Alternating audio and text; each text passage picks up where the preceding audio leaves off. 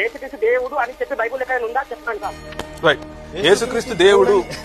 సరే, ఓకే, నడుస్తుంది అది చెప్తాం. యేసుక్రీస్తు దేవుడు అనే బైబిల్ మొత్తం చెప్తాడు. యేసుక్రీస్తు దేవుడు అనే బైబిల్ మొత్తం చెప్తాడు. బైబిల్ చెప్తుంది అంటే దేవుడు చెప్పాలి. బైబిల్లో చెప్పే దేవుడు చెప్పడా? బైబిల్లో చెప్తుంది కదా.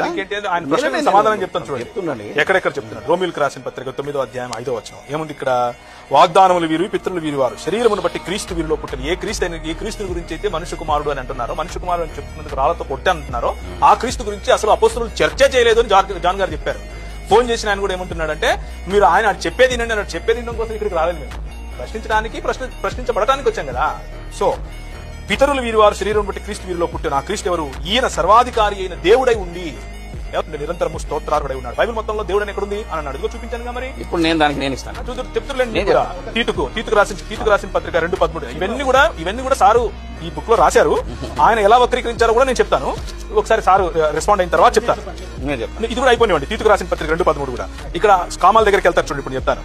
మనో భక్తి అనగా మహాదేవుడును మన రక్షకుడైన యేసు క్రీస్తు మహిమ యొక్క ప్రత్యక్షత నిమిత్తం ఎదురు చూచుతున్న మహాదేవుడు ఎవరు?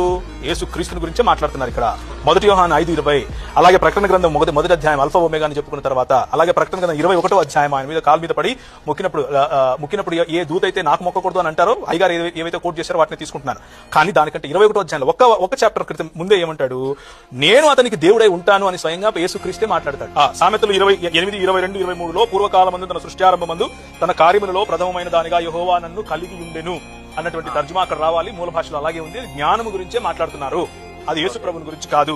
అనాది కాలం మొదలుకొని మొదటి నుండి భూమి ఉత్పత్తి అయిన కాలం మొదలుకొని నేను నియమింపబడి తిని, లేకపోతే నేను ఆ పనులు చేయటానికి, లేకపోతే ఆ సృష్టి కార్యంలో ఉండాల్సినటువంటి అరమరికలన్నీ తెలుసు కనుక జ్ఞానమును ఆయన నియమించాడు అని ఒక పద్య రూపంలో చెప్తున్నటువంటి భావం ఇది. ఇది సామెతల యొక్క వివరణ.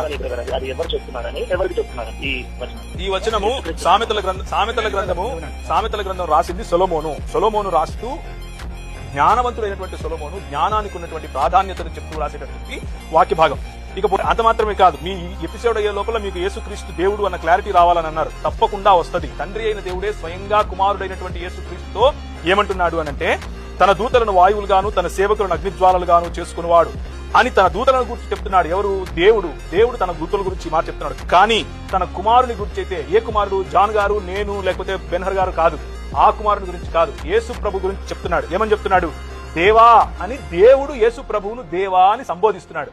దేవా, నీ సింహాసనం నిరంతరము నిలుచున్నది, నీ రాజ్యదండము న్యాయార్థమయ్యున్నది, నీవు నీతిని ప్రేమించితివి, దుర్నీతిని ద్వేషించితివి. ఇంతకంటే సాలిడ్ గా, ఇంతకంటే పారదర్శకంగా, ఇంతకంటే తెలుగు భాషలో అర్థమయ్యేటట్లుగా ఇంకేం చెబితే మీరు యేసు ప్రభు